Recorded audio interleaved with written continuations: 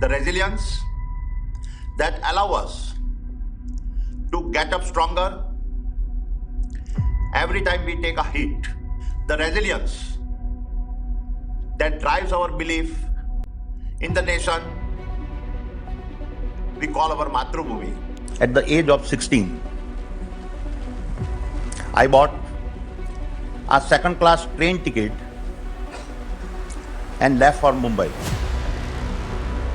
with no degree, no job, and no backup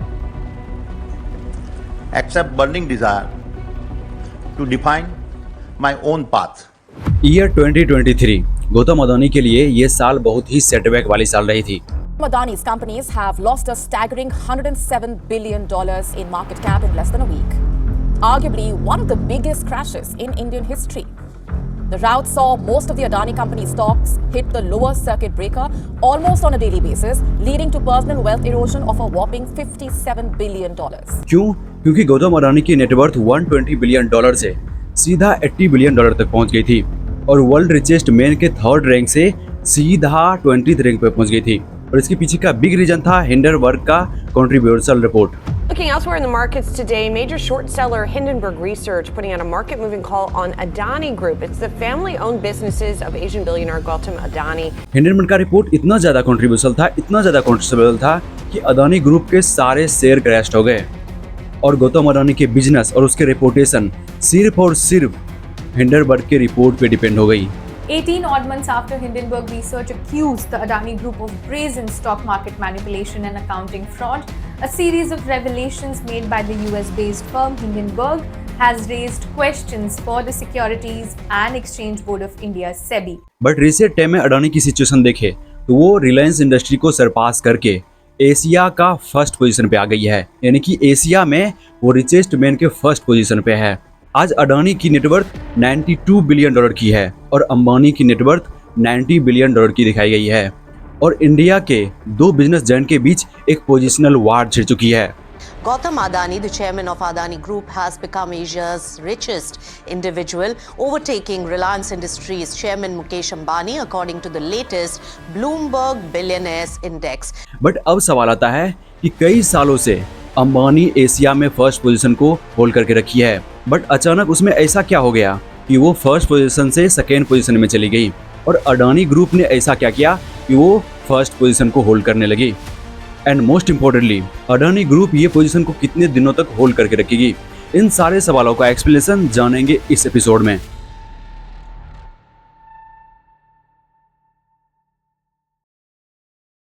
दोस्तों, इस channel का मेन मोटिव है किसी भी टॉपिक को डिकंस्ट्रक्ट करके उसके डॉट को कनेक्ट करके उसके बिग पिक्चर आपके सामने प्रेजेंट करना, ताकि आप किसी भी टॉपिक को इजी वे में समझ सको, चाहे वो टॉपिक इकोनॉमिकल हो, जियोपॉलिटिकल हो, बिजनेस हो या फिर सेल्फ इम्प्रूवमेंट हो। तो अगर आप किसी भी टॉपिक को इजी वे में समझना चाहते हो तो इस चैनल को सब्सक्राइब करो, ताकि ये फर्स्ट प्रिंसिपल कॉन्सेप्ट ज़्यादा से ज़्यादा लोगों तक पहुंच सके। ये कहानी है 2022 की, जब गौतम अदानी के सारे शेयर अचानक से बढ़ने लगे थे। Adani enterprises, Adani transmission, renewable energy, इन सारे शेयर में अचानक से ग्रोथ होने लगी थी और देखते देखते गौतम अदानी की नेटवर्थ $120 बिलियन को टच कर गई थी और वर्ल्ड के रिचेस्ट मैन में ये थर्ड पोजीशन पे आ गए थे। बट ये पोजीशन ना कुछ ही दिनों के लिए सस्टेन कर पाई थी, क्योंकि जनवरी 2023 में हिंडनबर्ग का एक रिपोर्ट आता है और इस रिपोर्ट में अडानी के ऊपर 5 ऐसे एलिगेशन थे जिसके वजह से उसकी नेटवर्थ $120 बिलियन से सीधा $80 बिलियन तक पहुंच जाती है। इसमें पहला एलिगेशन होता है स्टॉक मैनिपुलेशन का। हिंडनबर्ग का मानना था कि अडानी ग्रुप के जो शेयर हैं वो ओवर वैल्यूड है, यानी कि कंपनी की एक्चुअल उतनी वैल्यू नहीं है जितनी उसमें दिखाई गई है।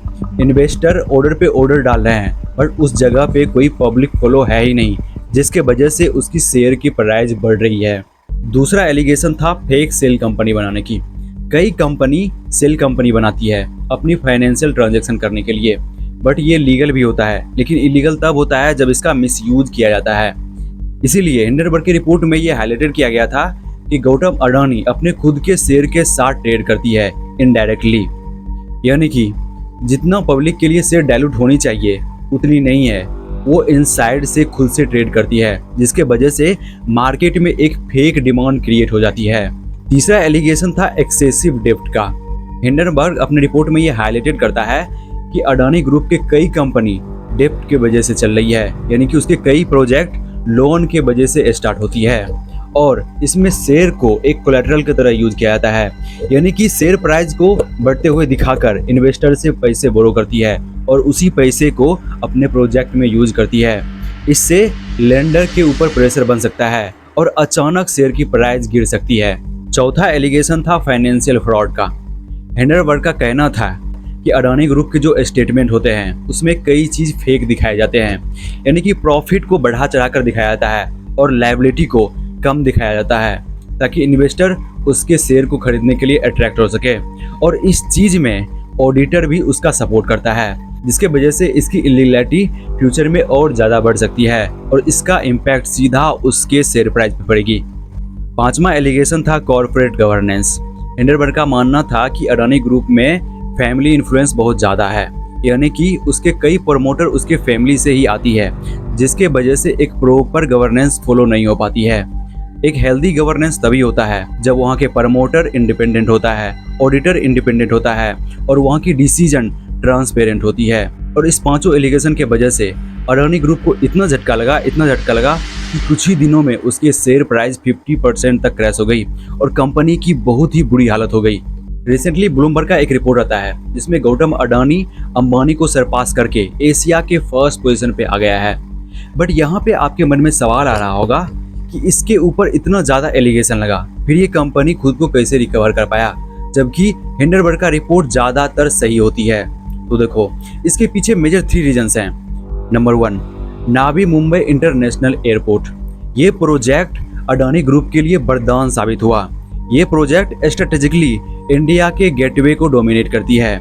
इस प्रोजेक्ट में अब तक 20,000 करोड़ का इन्वेस्टमेंट कर चुका है और इस एयरपोर्ट के वजह से 20 मिलियन पैसेंजर को ट्रांसपोर्ट किया जाता है और 2030 तक में इसकी कैपेसिटी 90 मिलियन तक कर दी जाएगी। और इस प्रोजेक्ट में अडानी का 74% स्टेक है, जिसकी वजह से इसकी EBITDA 55% से बढ़कर 5,394 करोड़ की हो गई है, जिसकी वजह से इन्वेस्टर को गौतम अडानी के शेयर में इन्वेस्ट करने के लिए कॉन्फिडेंस बढ़ रही है, जिसकी वजह से उसके शेयर भी बढ़ रही है। दूसरा रीजन था रिन्यूएबल एनर्जी प्रोजेक्ट। ये प्रोजेक्ट गौतम अडानी का ये प्रोजेक्ट इंडिया के फ्यूचर को तय करने वाली है, क्योंकि गवर्नमेंट के ऊपर एक प्रेशर है एनर्जी जनरेट करने के लिए कोल को कम करना, और अडानी का ये प्रोजेक्ट इसमें हेल्प कर रही है। इसीलिए ये प्रोजेक्ट एक फर्स्ट मूवर एडवांटेज साबित हुआ। इस प्रोजेक्ट के वजह से FY26 में 5.1 गीगावाट ग्रीनफील्ड कैपेसिटी को ऐड किया गया है और इसकी ऑपरेशनल कैपेसिटी 16.7 गीगावाट है। और इसकी कंसिस्टेंसी देखो, इन्वेस्टर के अंदर एक कॉन्फिडेंस आया है और उसके शेयर में इन्वेस्ट किए जा रहे हैं, जिसके वजह से शेयर प्राइस बढ़ना चालू हुआ। और तीसरा रीजन था इंफ्रास्ट्रक्चर। आज इंडिया एक डेवलपिंग कंट्री के तौर पे जानाती है और डेवलपिंग कंट्री में सबसे ज़्यादा इम्पोर्टेंट होता है इंफ्रास्ट्रक्चर को सही करना, और अडानी इस चीज़ में डोमिनेट कर रही है। फिर चाहे वो पोर्ट हो, एयरपोर्ट हो या फिर डाटा सेंटर हो, अडानी इस इंफ्रास्ट्रक्चर में डोमिनेट कर रही है। और यही तीनों रीजन के वजह से इन्वेस्टर के अंदर एक कॉन्फिडेंस आया, जिसके वजह से अडानी ग्रुप में वो इन्वेस्ट करना चालू किया, जिसके वजह से आज अडानी एक पोजिशनल वार में उतर चुकी है और कंसिस्टेंटली उसे अचीव कर रही है। बट अब सवाल आता है कि अंबानी से ऐसा क्या मिस्टेक हुआ कि वो बरसों से फर्स्ट पोजीशन को होल्ड कर रही थी, फिर वो सेकेंड पोजीशन पे चल गई। तो इसके पीछे ना मेजर 3 रीजन्स हैं, जिसके वजह से अंबानी अडानी से पीछे रह गई। पहला रीजन है मिडिल ईस्ट का कॉन्फ्लिक्ट। इस कॉन्फ्लिक्ट के कारण सबसे ज़्यादा लॉसेस रिलायंस इंडस्ट्री को हुआ है, क्योंकि इस कॉन्फ्लिक्ट की वजह से स्टेट ऑफ हार्मोस की सप्लाई चेन डिस्टर्ब हो गई, जिससे रिलायंस इंडस्ट्री की इनपुट कॉस्ट बढ़ गई और ऑयल एंड केमिकल के लिए क्रूड ऑयल की रिक्वायरमेंट होती है। बट इस कॉन्फ्लिक्ट के कारण क्रूड ऑयल की प्राइस भी बढ़ गई है और गवर्नमेंट के ऊपर से भी एक प्रेशर है कि डीजल और पेट्रोल का प्राइस ना बढ़ाए, जिससे Q4 2026 में ऑयल एंड केमिकल की EBITDA 4% तक डिक्लाइन हो गई। और दूसरा रीजन है जियो का IPO को डिले करना। मई 2026 में जियो का $180 बिलियन का IPO होने वाली थी, but geopolitical tension and conflict के कारण से इसे डिले करना पड़ा। अगर ये IPO आता तो इसकी वैल्यूएशन और ज़्यादा बढ़ जाती, जिससे अडानी कभी इसकी वैल्यूएशन को रीच ही नहीं कर पाती। और तीसरा रीजन है रिटेल मार्जिन कम्प्रिहेंशन।